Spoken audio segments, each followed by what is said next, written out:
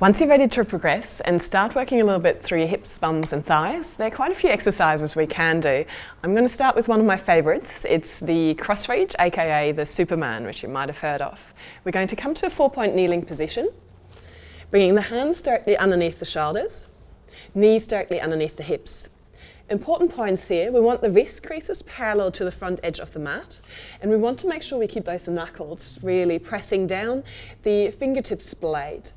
I'm going to start by showing you how to activate your core here correctly. So tuck your toes under. Make sure you're in your neutral spine, really important. So take one hand off briefly. Make sure you've got a tiny little dip in the lower back. It's almost as if you're trying to accumulate and catch rainwater in the small of your back. So tiny little dip right here. But then make sure the core isn't just collapsing. You keep the pit of the belly drawing up and in. Remember that corset-like muscle, the transversus?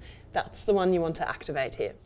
So shoulders melt away from the ears, hands plug down, and I'm going to get you to imagine force lines across your core from your left shoulder to your right hip, right shoulder to your left hip. We're going to come up to a little hover. Take a breath in, gently flatten the pit of your belly, draw the ribs towards the hips and activate your core. On the exhale, pick the knees up and get that feeling of sliding the hands to the hips, thumbs to center and inner thighs to center as well. That way you're activating your inner thighs, you're activating your pelvic floor and you're tightening your core. Hold it for as long as you can or want. You might start to get the shakes. If you're getting the shakes, you're lowering it straight back down. And then when you're ready, lower it back down. Okay, that's how you get into position. You can do that as many times as you want. You can even work in the hovering position once you get a bit more advanced.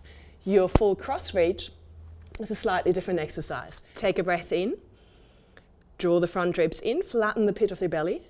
On the exhale, lift one hand and foot up. Foot can be flexed or pointed. I like it pointed here.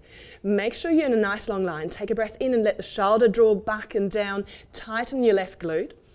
And on the exhale, lower it back down with control. If that felt too strong, you can regress it slightly.